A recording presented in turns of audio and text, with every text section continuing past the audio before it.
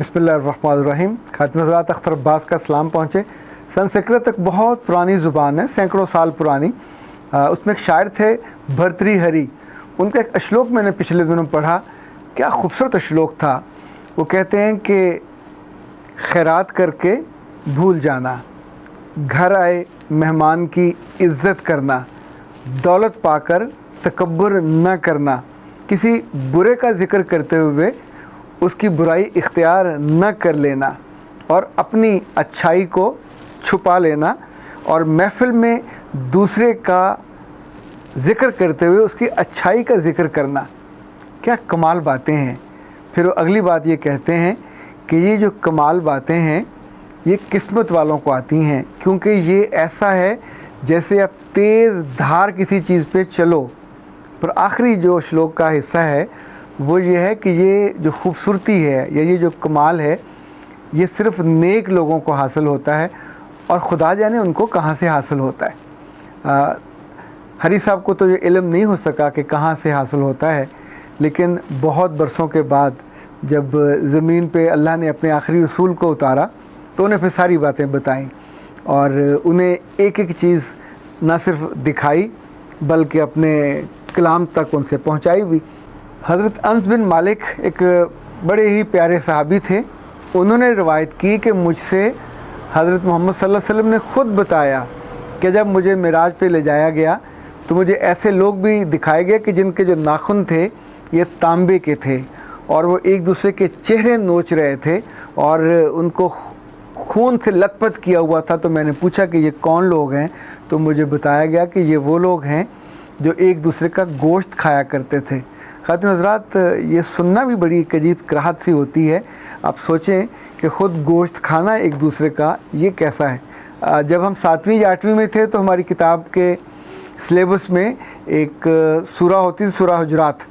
उसकी कुछ आयात मुझे याद पड़ता है, कुछ इस तरह की थी कि जो जिसमें अल्लाह ताला खुद कहते हैं कि तुम में से कोई किसी की ग़ीबत ना करे, और क्या तुम में से कोई इस बात को पसंद करेगा कि अपने मरे हुए भाई का गोश्त खाए, और देखो तुम तो ख़ुद इसे घिन खाते हो, और अल्लाह से डरो, अल्लाह तौबा को कबूल करने वाला है।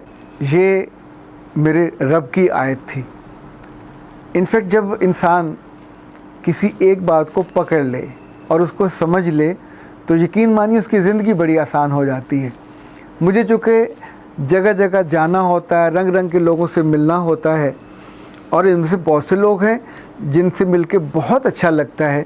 पिछले दिनों एक ट्रेनिंग के बाद जब हम चाय पे बैठे तो वहाँ कुछ ख़वातीन ने बातों ही बातों में अपने उन्हीं मालकान के बारे में जिन्होंने वो प्रोग्राम का अरेंज किया था, जिनके यहाँ वो जॉब कर रही थी, तो उन्हें चंद मिनट लगे उनके बारे में बात करने, और बात भी ऐसी जहर आलूद थी कि मुझे सुन के बुरा लगा। तो मैंने उनसे कहा कि आप लोग यहीं पे जॉब कर रहे हो, इसी जगह खा रहे हो, इसी जगह कमा रहे हो, और ये बात जो आप कर रहे हो मुझे कोई बहुत भली नहीं लगी।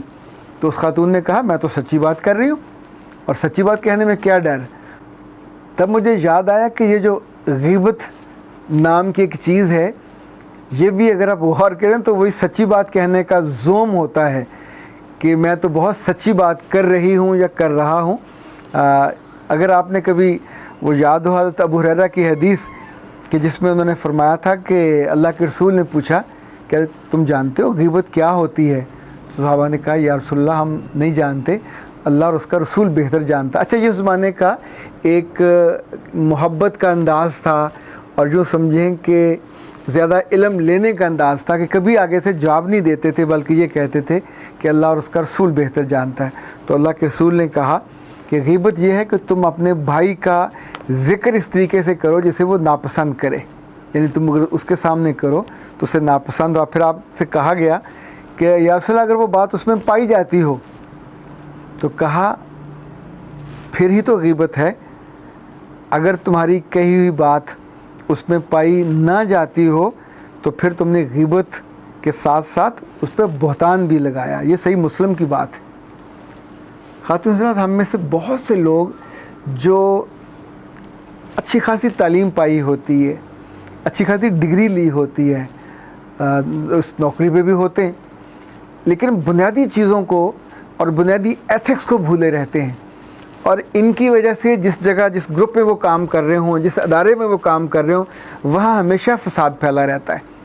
مجھے کبھی کبھی امریکی بڑے پسند آتے ہیں کیونکہ ان کے ہاں ایک کمال مزاج ہے، اور اسے وہ ہیبٹ کی حد تک لے گئے ہیں کہ اگر ادارے میں کسی نے دوسرے کی شکایت کی تو شکایت سننے کے بعد وہ کہتے ہیں you have enough time to spy the people, so you are avoiding to fulfil your own duty.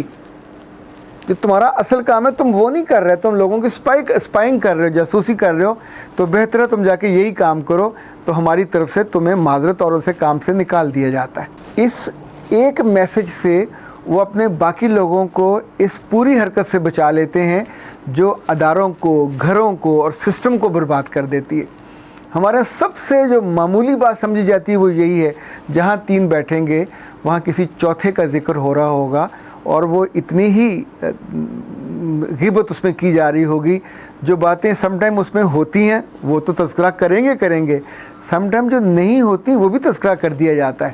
یعنی اپنے کیس کو مضبوط بنانے کے لیے کچھ باتیں گھڑ کے اس کے نام کے ساتھ، اس کے کردار کے ساتھ جوڑ دی جاتی ہیں، اور اندر سے اندر بندے کو پتہ ہوتا کہ میں یہ غلط بات کر رہا ہوں۔ پر سوچئے جس کے بارے میں کی گئی بات آپ کے منہ سے نکلی، سننے والے نے اس پہ یقین کر لیا، اعتبار کر لیا، تو آپ نے کیا کیا؟ اس کی تو زندگی برباد کر دی۔ بری بات سن کے ہم اس پہ اعتبار کرنے کو بالکل تیاری بیٹھے ہوتے ہیں، اور پھر صرف اعتبار نہیں کرتے، پھر ہماری زبانیں اس کو آگے سے آگے پہنچا دیتی ہیں، اور یہ بات کسی لڑکے کے بارے میں ہو، کسی لڑکی کے بارے میں، ظاہر ہے اس کی تو زندگی مشکل میں ڈال دی جاتی ہے۔ حضرت ابو برزہ سے ایک میں نے حدیث پڑھی جو انہوں نے نبی صلی اللہ علیہ وسلم سے روایت کی، فرمایا کہ اے لوگو تم زبان سے تو ایمان لائے ہو لیکن تمہارے دلوں میں جو اترا نہیں ہے، اور یاد رکھو مسلمانوں کی غیبت نہ کیا کرو، ان کے چھپے ہوئے عیبوں کی تلاش اور کھوج میں بھی نہ رہا کرو، کیونکہ جو عیبوں کی تلاش میں اور کھوج میں رہتا ہے وہ ایسا ہے کہ اللہ پھر اس کے چھپے ہوئے عیب کو کھول دیتا ہے، لوگوں پہ واشگاف کر دیتا ہے، اور اس کو اس کے اپنے ہی گھر میں رسوا کر دیتا ہے۔ یہ ابو داؤد نے اس کو روایت کی اور لکھا۔ خواتین و حضرات، بات کہاں سے شروع ہوئی تھی، کہاں جہاں پہنچی، لیکن اس ساری کا تعلق زبان سے ہے، اس ساری کا تعلق آپ کے دل کی صفائی سے، ستھرائی سے، اور خود اپنے بارے میں یہ سوچنے سے کہ اپنے آپ کو کس مقام اور مرتبے پہ فائز کیا، کیا لوگوں کی خرابیاں ڈھونڈنے اور ان کو بیان کرنے پہ۔ آپ سوچئے کہ جس خاتون نے وہ بات کہی مجھے اتنی بری لگی کہ اب میں آپ سے تذکرہ کر رہا ہوں، پر ایسے کتنے ہی لوگوں سے جب ہمیں واسطہ پڑتا ہے ہم ان کے نہ نام بھولتے ہیں نہ شکلیں بھولتی ہیں۔ خدا نہ کرے کہ آپ ان لوگوں میں شامل ہو کہ آپ اپنے ادارے میں، اپنے گھر میں مزہ لینے کی خاطر، کسی کو رسوا کرنے کی خاطر، کسی کو لیٹ ڈاؤن کرنے کی خاطر کبھی اس کے عیبوں کو یوں بیان نہ کریں، اور نہ اس کو گھر گھر کر اس کے ذمہ لگائیں کہ وہ بیچارہ عیبدار ہونا اور آپ کے کہنے سے لوگ اس کو عیبدار ماننے لگ جائیں۔ ڈرنا چاہیے اس وقت سے کہ جب دوسرے کے عیبوں کو بیان کرتے کرتے خود ایسا ہو جائے، خدا نہ خواستہ، کہ ہمارے عیبوں کو اللہ منکشف کر دے اور اپنے ہی گھر میں اور اپنے ہی دوستوں میں اور اپنے ہی اداروں میں رسوا کر دے۔ اس وقت سے بچنے کی آرزو بھی کرنی چاہیے، دعا بھی کرنی چاہیے، اور اس کے لیے کوشش بھی کرنی چاہیے۔ اختر عباس کو اجازت دیجیے۔ السلام علیکم۔